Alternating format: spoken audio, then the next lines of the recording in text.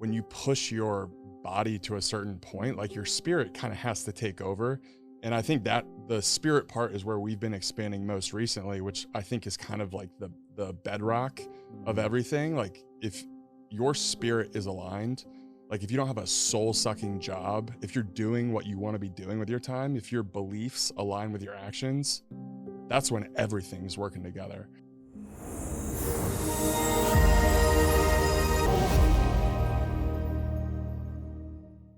I think you guys, to me, represent what the modern man should look like. And I'm so grateful and honored to call you guys friends, but I also consider you guys role models.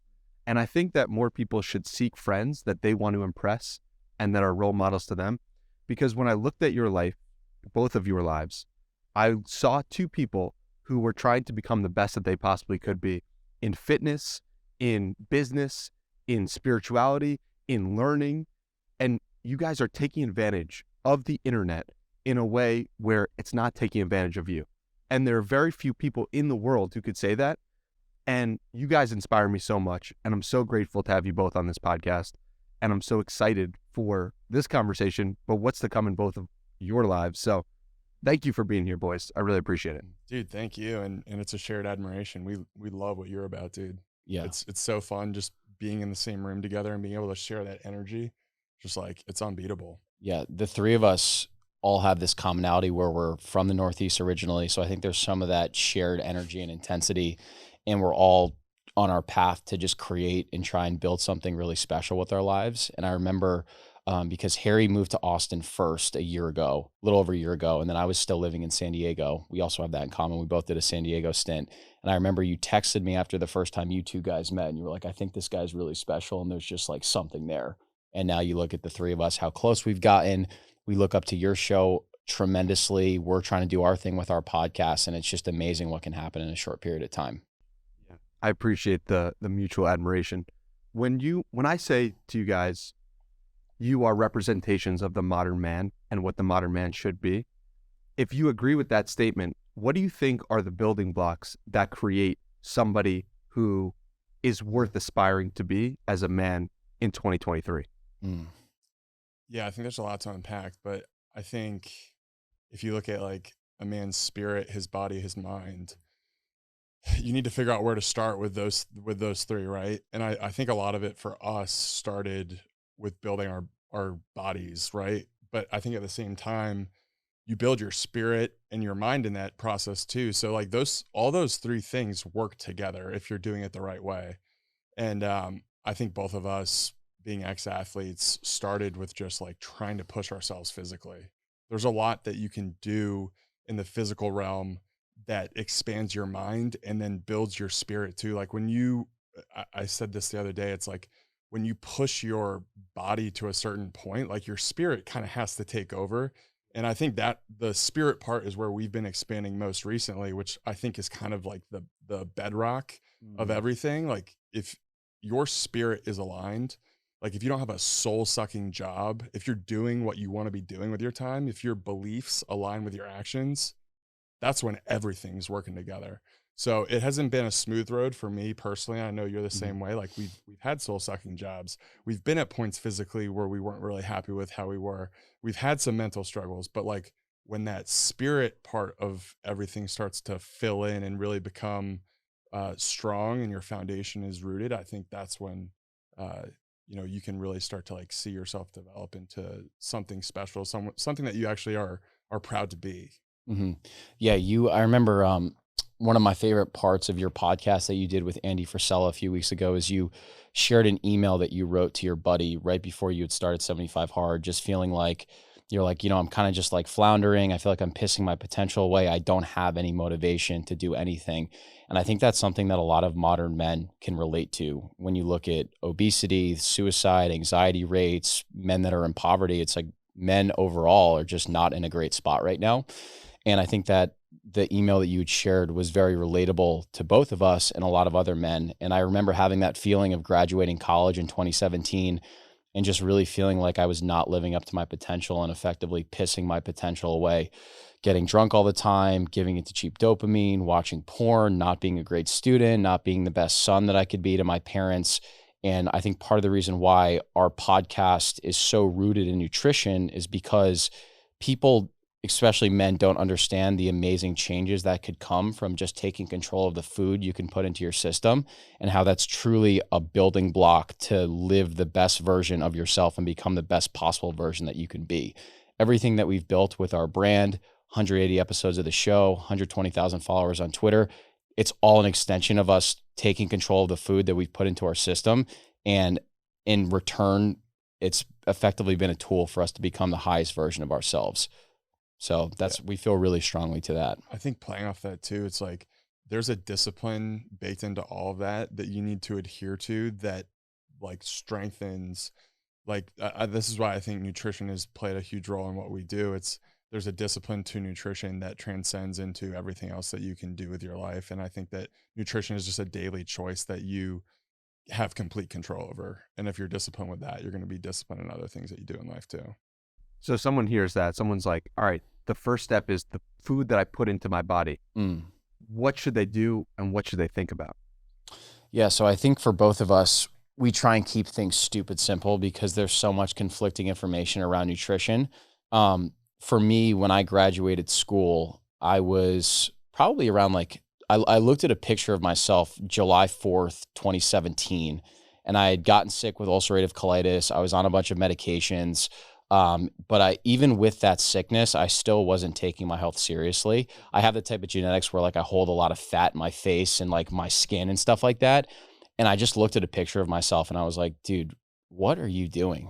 You're literally pissing everything away right now. I had that same situation where I looked at myself in the mirror almost exactly that time. Yeah. And I said, this is not what a 21-year-old man should look like. Yes. And I just had that feeling of I'm better than this. Yes. So you had that same thing? Dude, it's and I had one of my buddies, he was like, dude, you don't look good.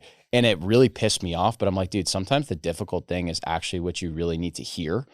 And so for me, I know you asked about food, but for me, running was kind of the first action that I actually took to really get everything under control. And what I mean by that is right around that time, David Goggins started to get more popular. So he's been such an inspiration to a lot of men.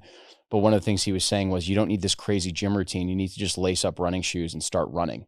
And running was always something that I had gotten away from. I first played baseball at a Division I school, Seton Hall. I was not in good shape. I ended up actually getting cut from the team. And I remember we had to do a punishment run because we lost so badly to Creighton, I think. And dude, I literally fell to my knees during the run because I was in such bad shape. I had never run more than 3 miles. So I had a buddy, BJ, who's now good friends with Harry. He was a Ranger in the Army, in incredible endurance shape.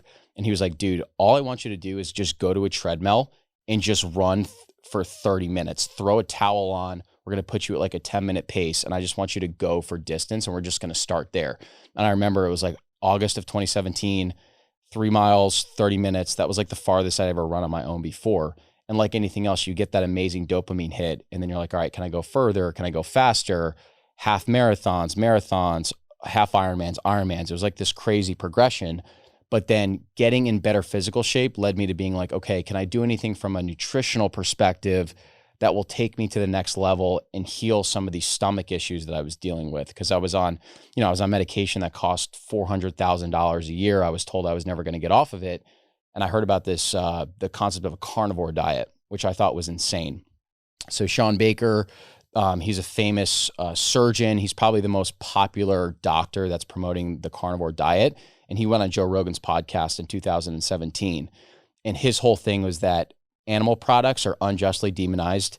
Beef, chicken, fish, eggs, these are the most nutrient-dense products we can put into our system. And they're also the most bioavailable, which means your body can actually utilize it. Where it's a lot of protein powders, you're not really processing it. It's you're drinking it, but you're kind of just shitting it out, for lack of a better term. A lot of vegetables, things like that. It's actually meat and animal products that should be the focal point of your diet.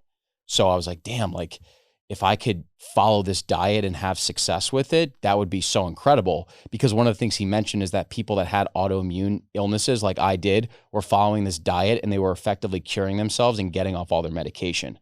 So for me, for about a year, I was super monotonous and just diligent about cooking all my meals, eating a ton of animal products, red meat, eggs, chicken, bone broth. I still had some coffee. And sure enough, within a few weeks, it's like my stomach is getting better. My energy is clearing up. I have more energy at the gym. I'm getting stronger. And since then, it's just been this like 5-6 year journey of like figuring out what are the right foods that we should be eating and how can I just nourish my body to feel the best that I possibly can be. And so I think for both of us with the Meat Mafia, it's the focal point is like meat and animal products are so good for you. And everything that we've been told around like modern nutrition and science is completely incorrect. So that was a very long-winded answer. I think the only thing I could add to that is I think we've really lost the idea of what real food is. And I took this class when I studied abroad, and it was called Mediterranean Food and Culture. And the first day there was a slide. This German professor was teaching us about Mediterranean food. And the first slide just said, "What is food?" And I thought it was pretty funny, but there's this view of like, I think like Europeans kind of get what food is because their food culture is so ingrained in who they are.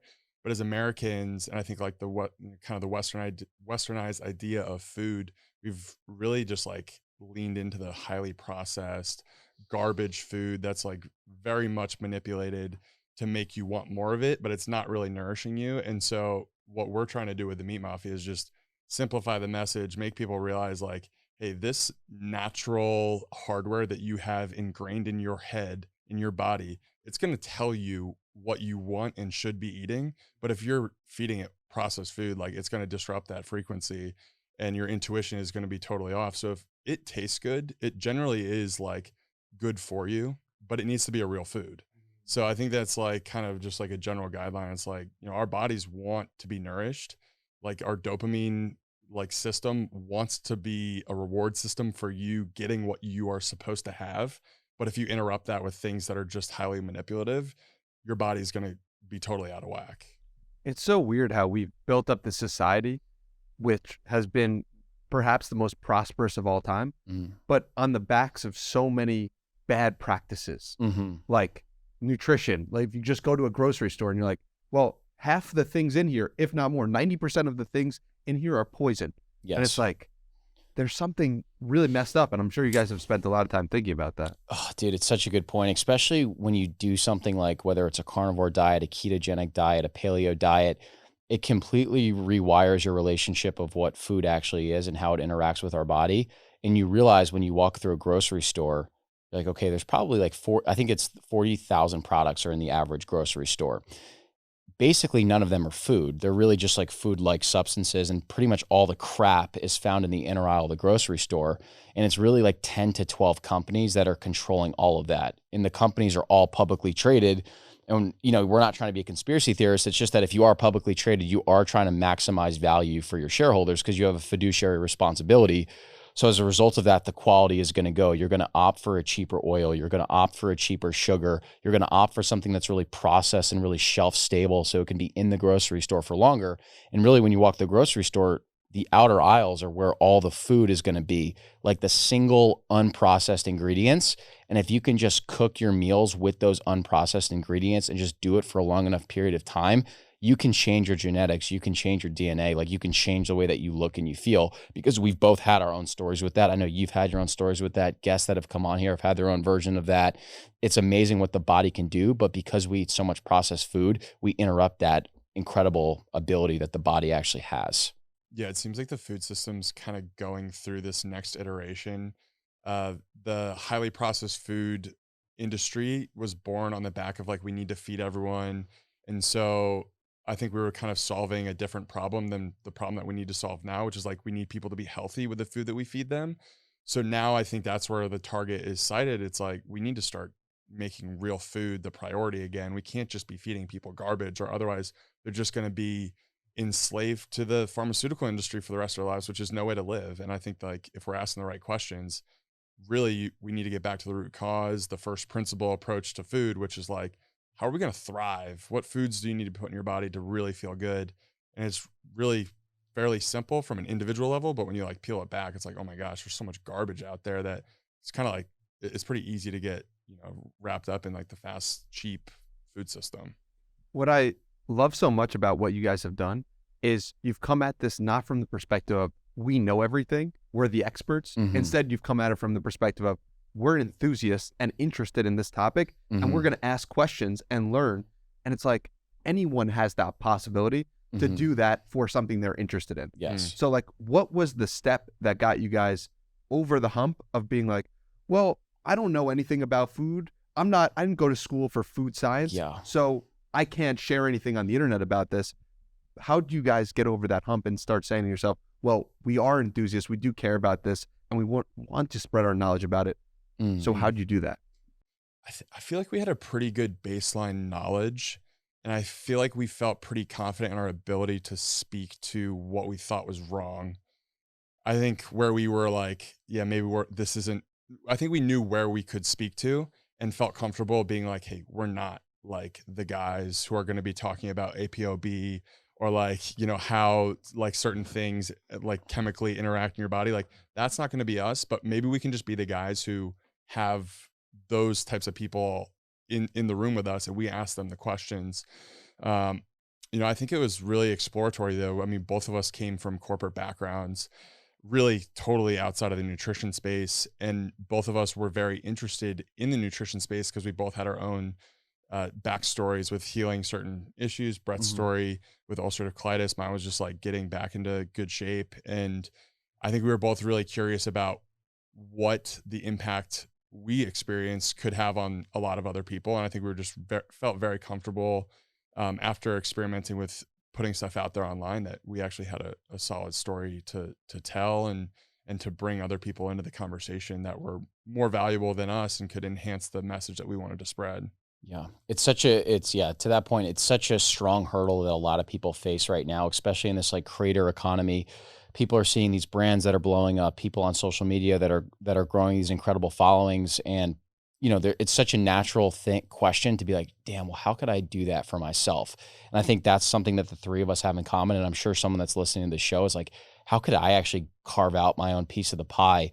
And a lot of times your passions and your interests and the things that you're supposed to be doing, they're like sitting there waiting for you, but you're almost like, you almost have like tunnel vision and you're putting off what those things actually are. So what I mean by that for myself is that, like Harry mentioned, I was working a tech sales job in New York City. I wasn't passionate about it, but I was good at it and I was competent. So it's like sometimes we conflate passion for competence, but I was realizing like when I was doing the carnivore diet, I was like, I really love teaching people how to get healthier. I love cooking my meals. I love discovering new recipes. And I think I have an interesting story to tell. And dude, I literally wrote a blog post about my healing journey. I wrote it like 4 or 5 times and just scrapped it. Because I was by myself, and it really took Harry to kind of give me that push to be like, dude, you need to share this. So for me, how the Meat Mafia was born, Harry was in Boston. I was in New York. We signed up to do Ironman Mont Tremblant up in Canada because we were like, we just want to do some like crazy race that's going to push us. And we were so tired of feeling comfortable, especially in the Northeast. It's like 9 to 5, wake up, same routine day in, day again. It's like almost like a definition of insanity. And so we signed up for this race. It gets canceled 2 months before the race because of COVID. And we said, okay, well, we put in all this training. We don't want to just like defer it for next year. He was thinking about doing Ironman Maryland because he's from DC. I was thinking about doing Ironman Florida. And we were like, no, dude, we've done all this training together. Why would we not just try and do a race together? So we said, all right, let's pick like a state like Texas because we know the Texas race won't get canceled, right? Shout out Austin. Yeah. And right. And so we signed up for Ironman Waco, October 21.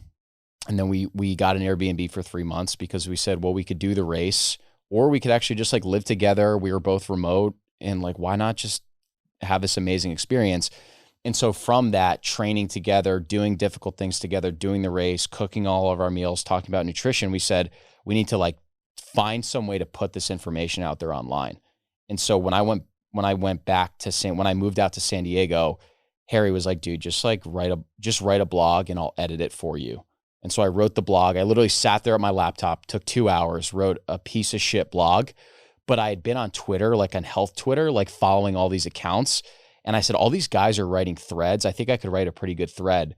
So I took the blog, turned it into a thread, talked about my healing story with colitis. And I was in Solbra's Discord group. And I was like, why don't I post this in the Discord group? Because there's probably a better chance that he'll see it. And so I posted the thread 5 a.m. on a Friday in January. He saw it. He retweeted it. It got like 1,000 likes. I gained 200 followers. And then we're sitting here being like, all right, threads actually really work and people care about what we have to say.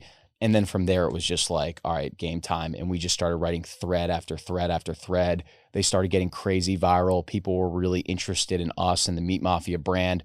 We spun up a podcast, and now we're sitting here, a year later, 180 episodes in, bunch of Twitter followers, and have built, we're trying to build a movement in the nutrition space. But it really came from the push that he gave me to just like get over that hurdle. And I mean, you probably have that in your own way, but that's why I think it's so cool that you have a solo podcast, because for me, I don't know if I ever would have gotten over that hump if I didn't have a really good partner to give me that push that I needed. Yeah, that's a beautiful story. Another thing that really hit home with me was when you said the red lights that I've had in my life were actually the things that turned into green lights. Yes. And that as a basis for starting the podcast, that is a basis for starting the Twitter account, and as a basis for your life. And it's like, so often we're in that red light phase. The world is telling us no. The world is putting us in front of some challenge that we didn't choose. But it's like, how can you use that to help other people, help yourself, and grow from it? And you've done that so well. Thank you. Yeah. It seems like a lot of people also really know that they're in like the wrong situation, or they're not doing what they're meant to be doing, but they continue to act in the same pattern because it's just like what they're doing and they're getting paid for it. It's obviously a little bit of a trap. So I feel like for both of us, we both gained so much by listening to that voice eventually, where it was like, yeah, we just got to get out of the situations that we're in, because we're going to have some confidence in yourself. You'll figure out what you're supposed to be doing, but just get out of the situation that you're not supposed to be in. So I feel like both of us neither of us realized we could write at all. Neither of us realized that we would be good at podcasting, but it was just a matter of just getting out of the current situations, which, like for me, it was like working a finance job. I was like, yeah, like this is not the best use of the skills that I have for sure. There's got to be something else out there for me in the world that I'm interested in. So I just feel like there's a lot to be gained from letting go of stuff that is just not what you're supposed to be doing. Yeah. And it's also interesting how you put a difficult challenge in front of yourself, like doing an Ironman, and that led to you living together, which led to the Twitter account coming to be. It's like, what was first there in that situation? What was first was you doing and choosing some difficult action to take together. Well, Harry's story is even crazier than mine, because we did this Ironman together. I didn't quit my job until August of last summer, when the Meat Mafia was already a really established thing and you could see the trajectory. He just quit his job before the race with like no plan B, no backup plan, which I think is incredible, because he recognized that like what I'm doing is not the path that I'm supposed to be on. And I'm actually truly willing to burn the ships to become this higher version of myself. And a lot, like I didn't have the confidence to be able to do that. And I just think it's such an amazing thing that we kind of play off of each other in that way. Yeah. What gave you the confidence to do that? Well, so I got the confidence from being in a place where I knew I needed to make a change, but also I was listening to some signals around me. So I had started applying for jobs, and I had applied for jobs that were also in real estate finance. And then I was also applying for some jobs that were like, these are just totally off the path from what I'm doing. This will be a total career shift, totally different, fresh start. And so I had applied for a job that one of my buddies had actually sent me, and it was to be the chief of staff for a guy who's actually locally in town, Justin Maris. He'd started Kettle on Fire and Perfect Keto. We actually also had him on the podcast, but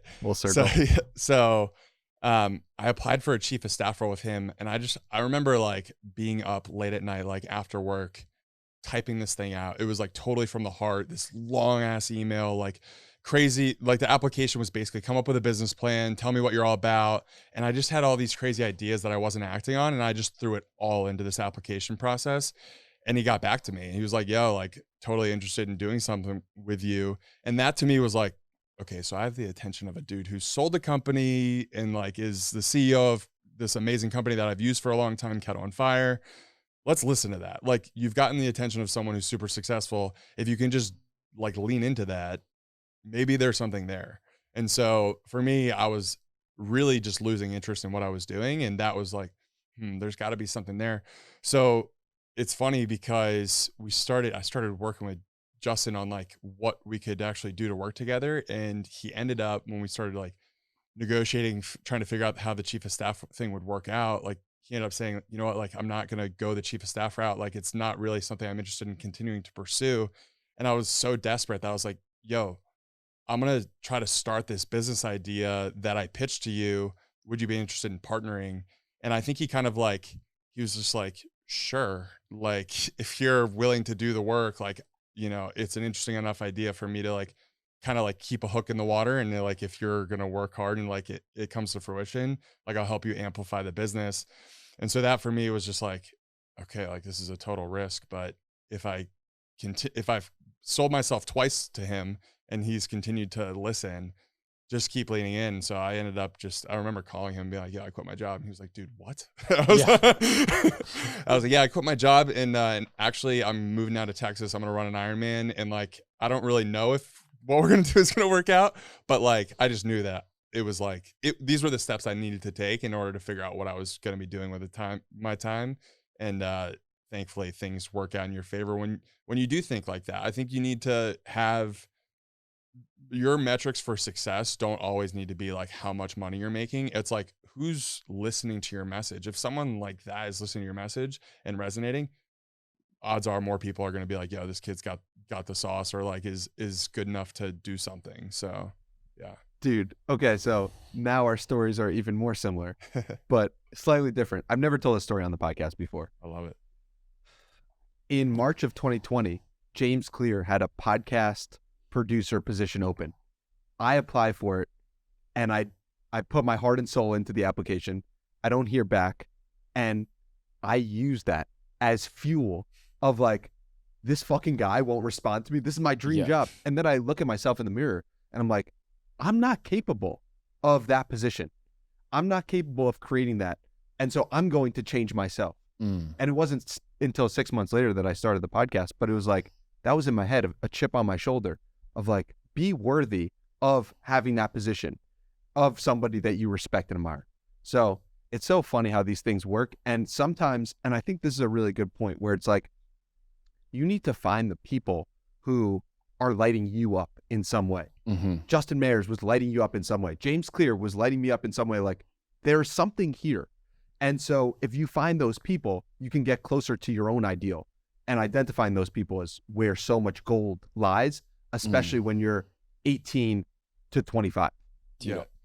You can't discount how important it is to be working with, around the right people. And so like in my mind, it was just like, who do I want to be more like? Do I want to be like Justin Mayers? Dude, the dude's kicking ass in business. He's young. Of course. Like if there's an opportunity there, run at it. And so that was just like an easy framework to use to just have confidence in at least like have some sort of control in the world that I was leaning into, which was very ambiguous. There was not going to be any income for a little while. And it's like, you just have to have these frameworks and ways of thinking that like give you confidence, like make you think that you're making the right decisions. And then if you do it, lean into that long enough, I think things end up working out in your favor. But yeah, in the moment, it's definitely challenging moving through some of that ambiguity.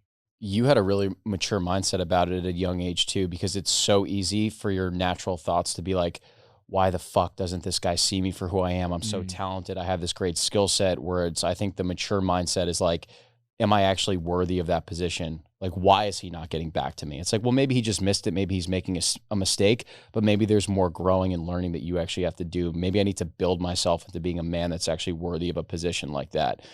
We were talking about this yesterday. I think there's something about this like time period of when you hit like, you're 27, I'm 28, Harry's 29. There's something about when you hit your late 20s that something just shifts in you mentally. And it's like when you're in your early 20s, I know like Reagan's in the room right now, Harry's little brother. It's like people look at you with this like unlimited potential. And it's like, it's okay if, you can take your time, you'll eventually find your path. But I feel like as you start to get to your late 20s, people stop kind of looking at you with that potential. It's kind of like, what the fuck are you doing with your life? And you start to realize like, I actually need to provide something of value to society as opposed to like, what can this person do for me? Yeah. And I think we've actually pushed back that time period in society for better or for worse. Like, if my grandpa was 18 years old or 21 years old and he wasn't doing things with his life, then we'd be like, grandpa, like the dude at that time in 1954 would be like, yeah, like what's wrong with you? Get your shit together. Get your shit together. Yeah. But we've kind of let that time go a little bit for better or for worse. Yeah. And now it's like, it's late 20s. And I feel that, man, of like, I can be better, and I don't want to present an image of myself to my future children that they're not happy with. And the decisions that I make today are going to be decisions that they will know about in some way. Yeah. And so looking at life with that context has been helpful. It's such a duality or like double-edged sword, because you were listening to our podcast that we did 2 weeks ago with Mark Sisson.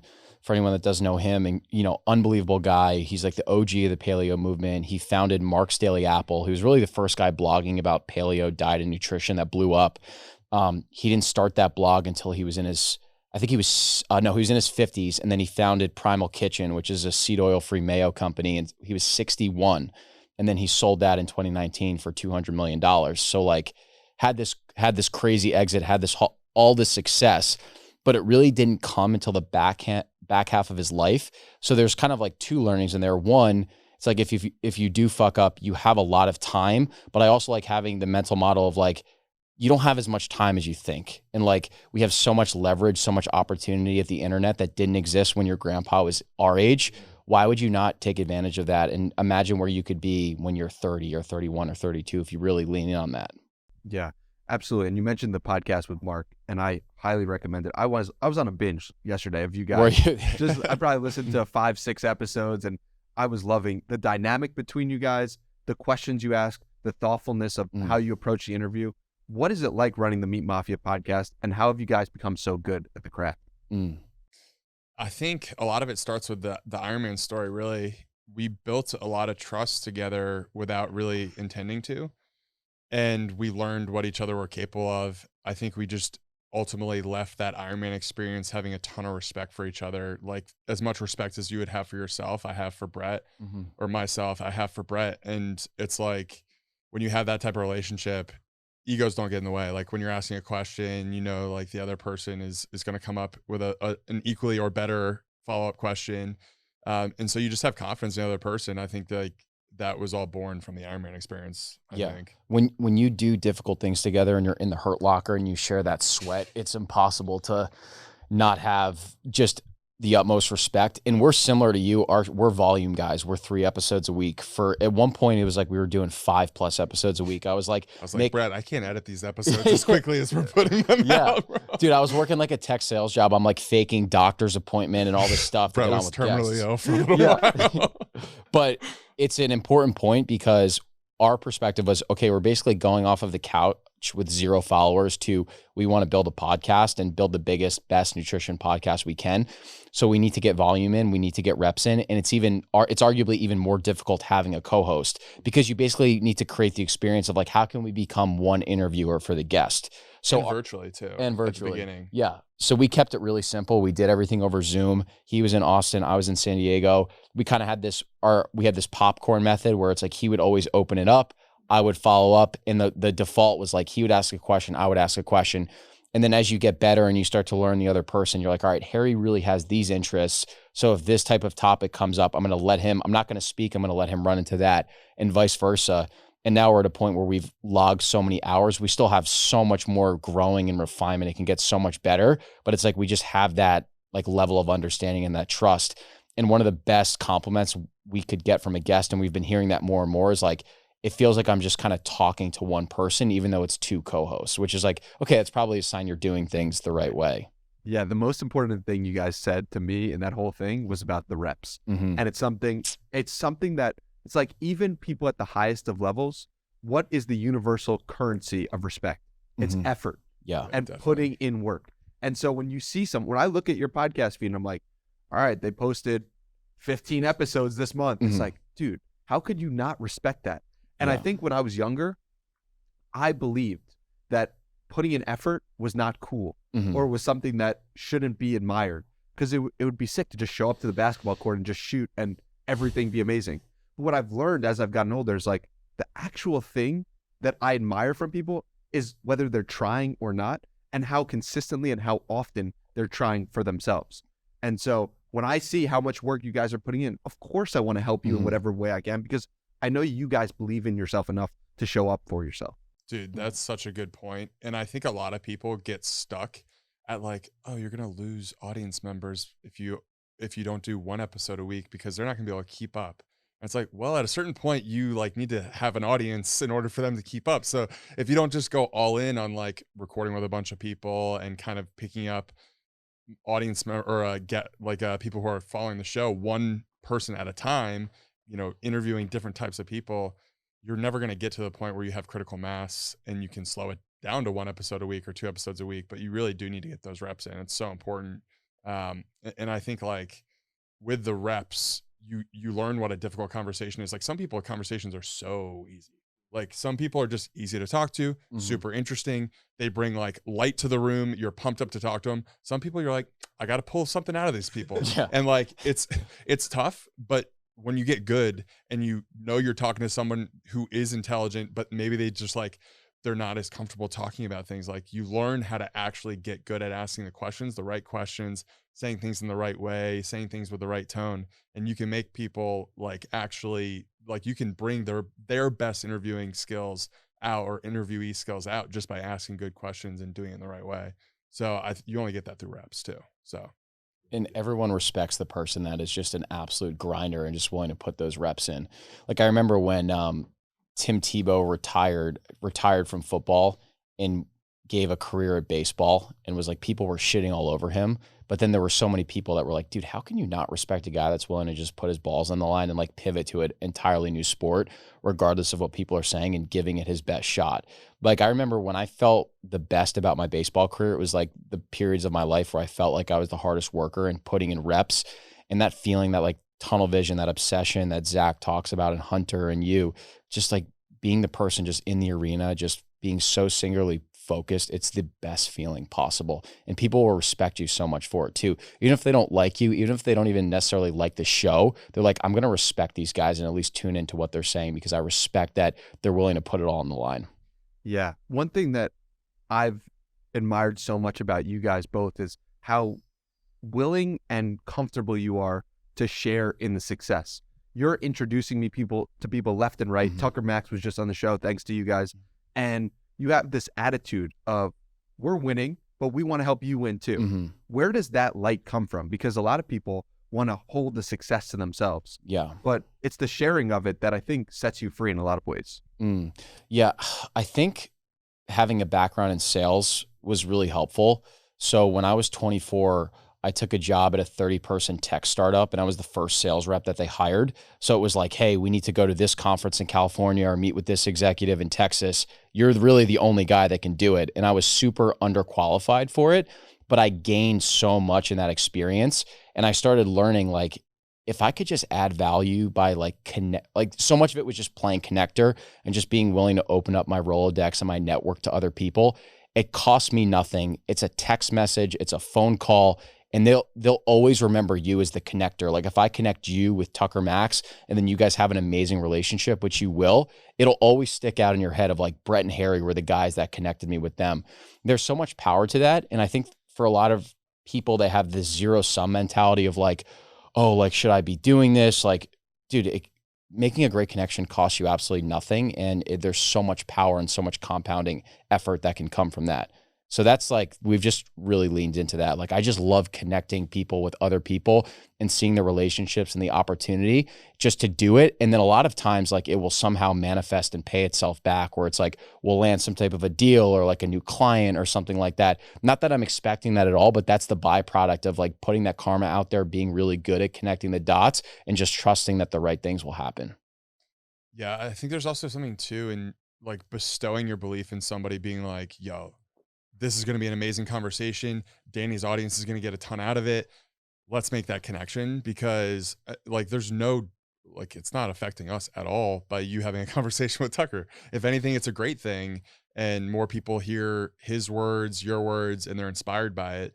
I think Brett said zero sum. It's so many people think about success and all these things as being finite or additive. It's multiplicative. I think that's a word. All of these things expand on each other, and like you can take part in that if you choose to think that way. Where you start to run into issues is thinking, oh, like if Danny's successful, that means that my success is going to be affected by that, like in a negative way. It's like, that's just not the case. That's not how the world works. Yeah. And I think tying your boats to people who are passionate, driven, all in, like there's no downside in that. You're gonna, everyone benefits in that world. So I just think, yeah, a lot of people want to choose like kind of the limiting, like you're the only one who can have the piece of the pie, and it just takes away from, I think, what everyone should be benefiting from.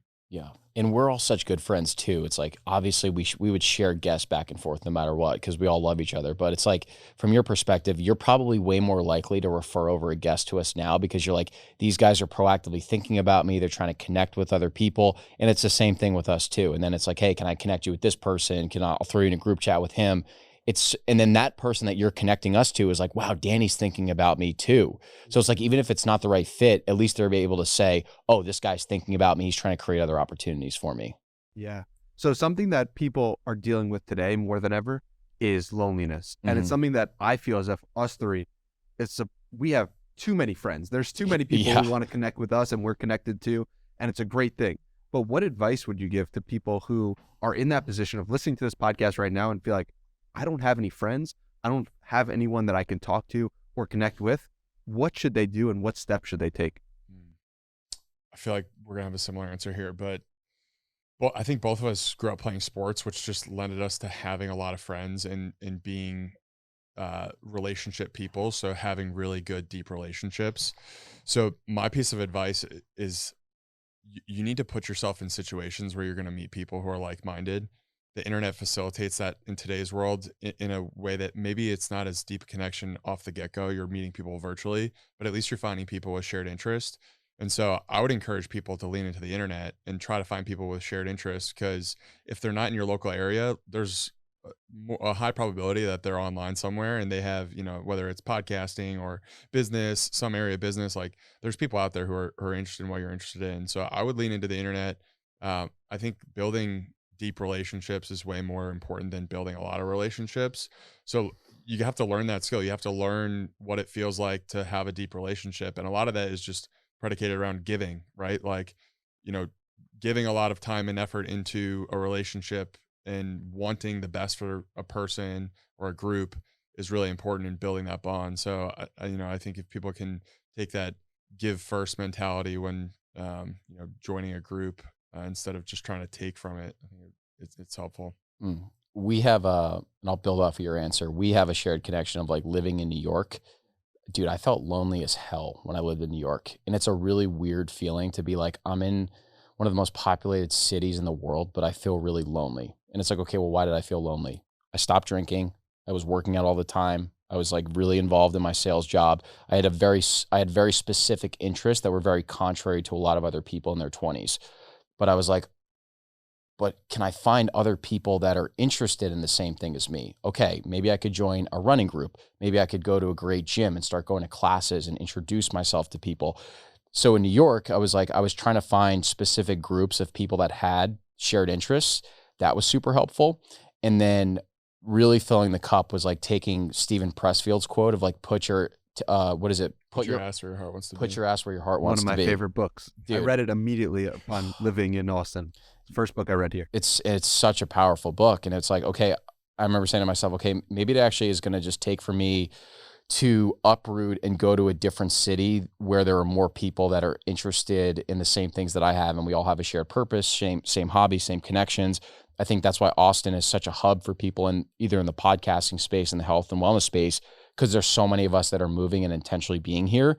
And it's like every time I go to the gym, every time we go to a restaurant, every time we go to a coffee shop, we're meeting more and more people that are extremely like-minded. And now it's like we have an incredible group of friends, but it kind of took that drastic action of I need to pull myself out of the Northeast and get myself to the right city. But still, even if you aren't in that position to just pull the trigger, there are groups and things that you can be proactively seeking to get that, but you have to be proactively seeking. You can't just sit on your ass and be like, oh, I'm lonely. Why don't I have friends? It's like, dude, you need to go fucking find friends, right? Yeah, don't half-ass it. Like if you want like deep connections, real friends, you have to like really commit to that. Yeah. It's not like you can't half-ass that effort. Yeah. And on that point, it's like, it's hard to be fighting against the current of what your city or culture values. Yes. Like we were in New York City. But that doesn't mean that you can't find people who are like you in that city. And I think that's an important point and an important part of that whole thing. Mhm. What's it then like for you guys to move to Austin? And then, you go from changing your life in 2019, listening to Dr. Sean Baker, Yep. Sean Baker's advice hmm on a Joe Rogan podcast, to then in 2023 getting mentioned on Joe Rogan by Adam Curry. What the hell is that experience like? Dude, it was incredible. And it was like, there was definitely some serendipity with it too. So Adam Curry, Podfather, we got to get him on here too. So he created the concept of like an RSS feed in the first podcast with Steve Jobs. And so we were hearing that, he's local to Austin. He lived in Fredericksburg. And I remember Harry and I sitting down being like, oh, how cool would it be to get him on the show? We spoke at an event called the Beef Initiative, which was like this regenerative agriculture event in Georgia. He was there. We met him there, ended up getting him to come on the podcast. And I think he saw like two younger guys that were chasing this vision of trying to build a podcast. And I think he was like, these are the next generation of people. I see something in these guys, and was really proactive in being willing to help, which was amazing. And then we went over to his house for dinner in either February of this past year. And we just went over for dinner. We brought some meat, we grilled some steaks, and he was like, oh, he like casually mentioned that he was going back on Rogan's show for the 5th time, I think, the next day. So obviously in the back of our minds, we're like, well, we're the last people that are getting dinner with him before he goes on Rogan. Like, would he say something? We didn't say anything about it to the other person. And it's almost like when you see a pitcher pitching a no-hitter, like you're not going to say it out loud to jinx it. And then the next day our phones started blowing up with people saying, dude, he's like, he mentioned you like 15 minutes into the show. And it was a really cool feeling, but we didn't put a ton of emphasis on it. It was more like, this is a really cool nugget. Like if you connect the dots backwards, this is a sign that you're doing things the right way. It was like a motivating and special feeling, and just a sign that you're on the right track. And it's a sign from God that you need to keep going.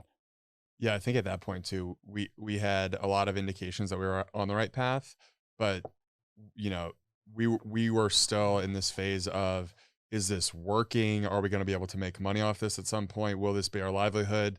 And I think at that point we were like, okay, this is sweet. Like this is something that we can hang our hat on and be like, the show's actually working. It's resonating with people to the point that you're getting mentioned on one of the biggest podcasts in the world. And it's like, okay, just, another sign from the universe, just keep going. Yeah. And I like how it's not about getting validation from that moment, but just a sign that what you're doing is the right thing.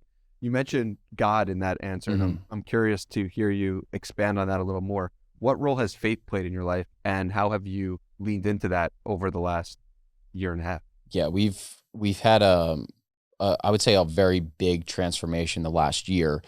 I was raised Catholic. Harry was raised Episcopalian. So like these, kind of older sects of Christianity that are very much based on just ritual, showing up for church. There's kind of like a lot of fear, not much emphasis placed on the actual religion with God or Christ. And so I think like a lot of people, I was raised religious. My mom taught Sunday school. And then when I went to college, I really turned away from a lot of those principles, like giving into drinking and women and all this standard stuff that Western men think that they should be doing.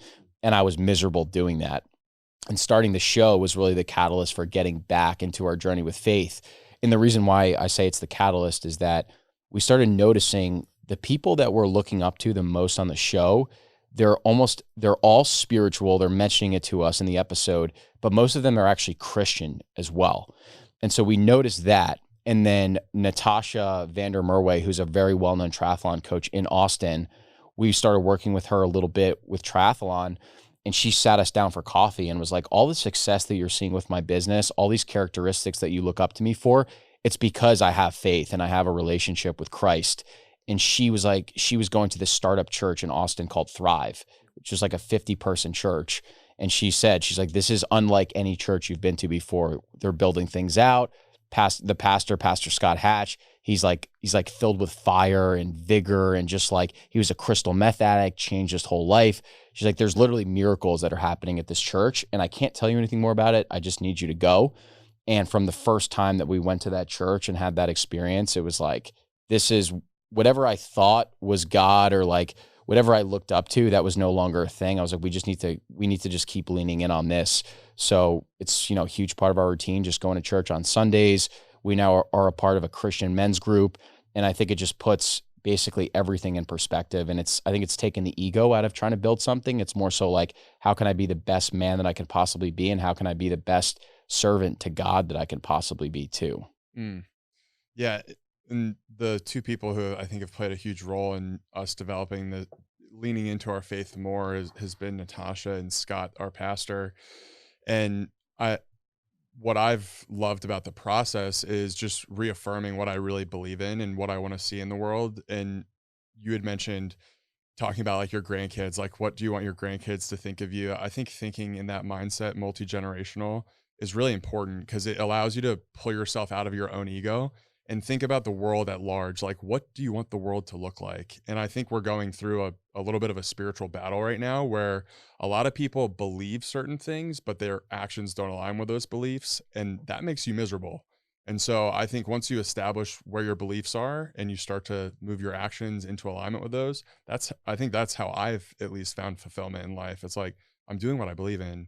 I can hang my head on that. That's enough for me to be happy. And that to me is something that you really do need to have like a good grasp on time and what you want your legacy to be and who you want to be and how you want your life to unfold. Like, I think all three of us probably want to have kids, want to have grandkids. Like those are the types of relationships that you want to eventually have in your life. And how do you want those people to be? How do you want them to see the world? I think that's like almost a duty and an obligation to start thinking about things a little bit more seriously when it comes from like a belief and faith-based perspective. You said something so powerful. When your actions and your beliefs are aligned, you feel better. Yeah. Like, it's such a simple concept, but if we actually stopped and thought about it, it was like, when was the last time one of my beliefs and one of my actions were misaligned? You will come to a conclusion. If you pause this podcast right now, right, and you actually think about that, like, you will come to a new conclusion, a new action you should take, or a way in which you should slightly deviate what you're doing. And all the best things that I've done in life have been bringing those together, the actions and beliefs. And thank you for saying that, man. Yeah. Powerful. Well, it takes time too. I mean, you're not always going to be perfect. Right. Right. So you need to have grace. You need to be able to forgive yourself when you don't do the things that you say you're going to do, but you also need to, at the same time, play the other side of that and really hold yourself to a standard and be like, no, I can't just like let this happen again. I can't slip up and make that mistake again. Like, whatever it is, it doesn't always need to be something that's extremely consequential. It could be just saying that you're going to pick someone up from the airport and be on time. Like, I think that's the sort of things, those are the sorts of things that add up. And with yourself in terms of just like being, happy and content with the type of person you are. Yeah. And you're fighting a current that is our society that pushes back against some of the beliefs that you might hold. And when that occurs, when you're fighting against the current, it's going to be more difficult because all of my beliefs don't align with all of the beliefs that society holds or are the right thing to do in society. And if that is the case, you need to be extra conscious because I know myself personally, and I know I will fall to the container that I'm in. So let me be that container. Let me create that container that is filled with people like you guys. Yes. Filled with people like Tucker Max, filled with people who are the ideal for what I can imagine a future to look like. And the more you can do that, especially if you are somebody who's easily influenced, is like, you need to surround yourself with the person that you want to become, or you're going to fall into the opposite path. Yeah. It's almost like you're like you said, you're forced to create that container or take that drastic action because you're like, all right, every time I'm eating the way that society is telling me to eat or date this particular way or not have faith, I feel terrible. So it's like, why am I continuing to listen to what everyone is telling me to do? Because when I follow that advice, I feel like crap. Yet when I've created my own container and have like leaned into my intuition or learned from some of these other people, I feel really good. Right. So I think that's like a common point that we all have is like mind, body, spirit. You like take control of the food that you put in your system, the content that you actually watch, the way that you exercise, the people that you surround yourself with. Like that's how you actually create a blueprint to living an amazing life. 1000%. You guys just launched a new business. We did. Tell me about that. That's really exciting. Noble.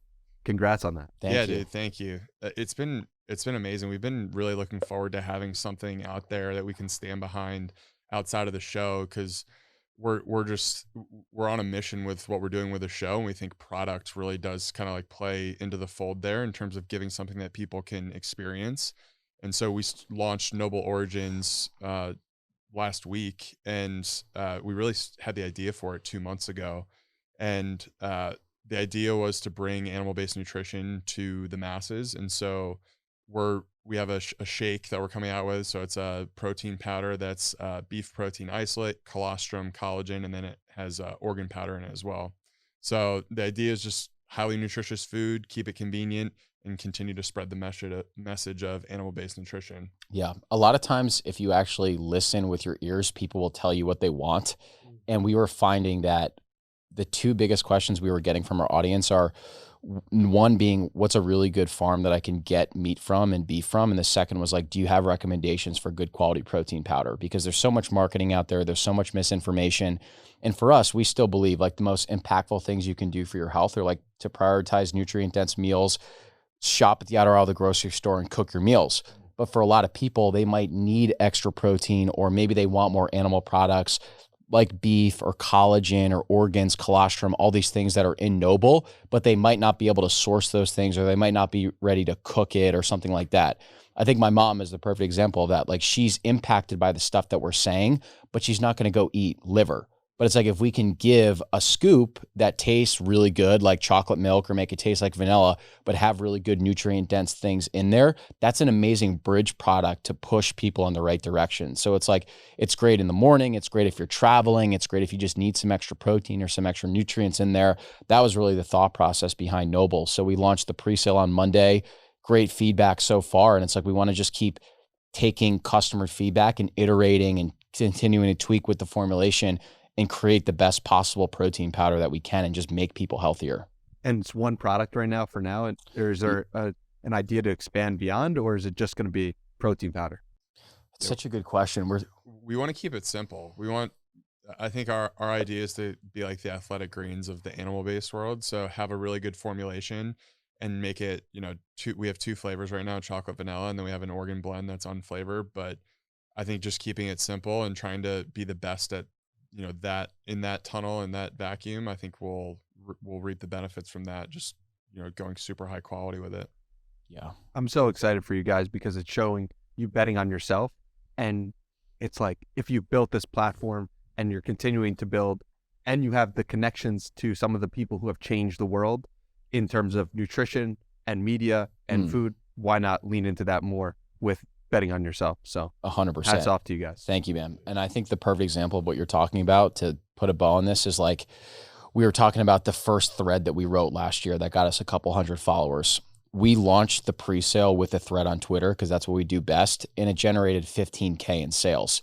Wow. And I'm not saying that in a bragging way. I'm saying that like, that's the evolution of like continuing to create content and go from consumer to creator. And you imagine what's possible for someone listening to this that maybe feels that resistance. It's like, you just don't know where you're going to be in a year. Like, we'd always dreamed about, like in college, you're taking pre-workouts, protein powders. Like, imagine if I had my own product, how cool that would be.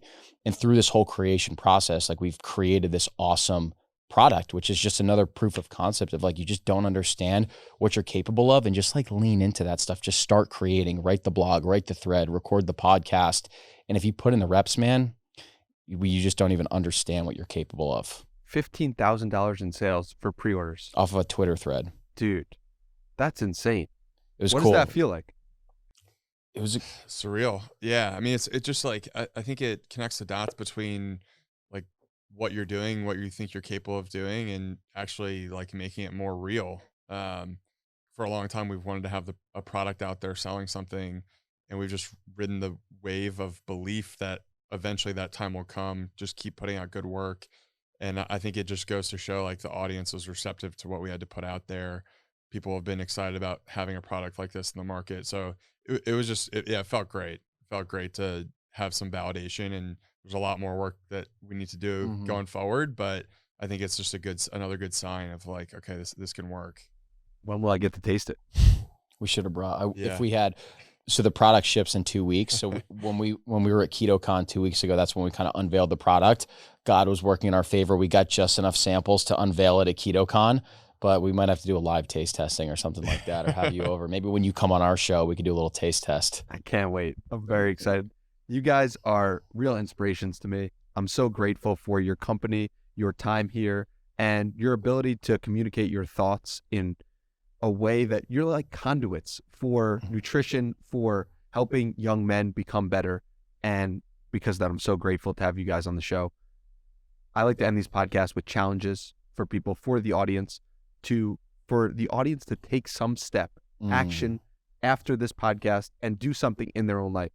Does a challenge come to mind from everything we spoke about or something we haven't covered yet?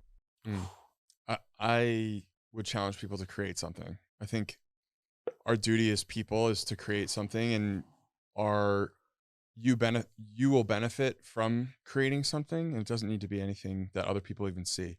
You could write for the first time in a journal and just try to string together some thoughts that you have about a certain topic that you might be interested in. It just really depends on where you're at, but I just think creating something is the most powerful thing you can do in order to improve yourself and improve the lives of people around you. Like, it's like the least selfish thing you can do by putting something out there and creating something. If someone was listening to this that wants maybe like a nutritional challenge, something we did a few months ago was a challenge called the 7 Days of Action, where for 7 days you cook all of your meals, you shop for all your groceries, you shop at the outer aisle of the grocery store, you prioritize a really good quality animal protein with every meal, whether that's like eggs, beef, chicken, fish. You can have some fruits, you can have some vegetables, you can have some dairy. Literally just cook all your meals for 7 days through that challenge, and then just notice the way that you feel at the start of the first day versus the end of the 7. And just, I don't think that you'll go back after experiencing that. And that power of controlling all of your inputs, cooking all of your meals, it's going to give you so much confidence because you're going to feel so much better. You're not going to give into the cheap dopamine and the snacks. And you just start to realize, wow, within a week, I feel this much better. I actually even look a little bit different. Maybe I've lost some weight. Maybe I have more confidence. And it's like the perfect catalyst to just have that continue on and on in your life. Love that. Create something, cook your meals. Or do both. You can do both. Create a dinner experience for a bunch of friends. How about that? Love that. Brett and Harry, thank you so much for your time. Where should we send people to connect with you guys further? The Meat Mafia podcast. We're on Spotify, Apple, Instagram, YouTube. Yeah, YouTube, all the channels. And I recommend the Mark Sisson episode. I'm linked below. I love that one so much, but I also binged, like I said. So highly recommend the show. Highly recommend you guys as people. Thank you for being you. All your links are down below. Appreciate y'all tremendously. Thank you, brother. Thanks, brother. Much love. Appreciate it.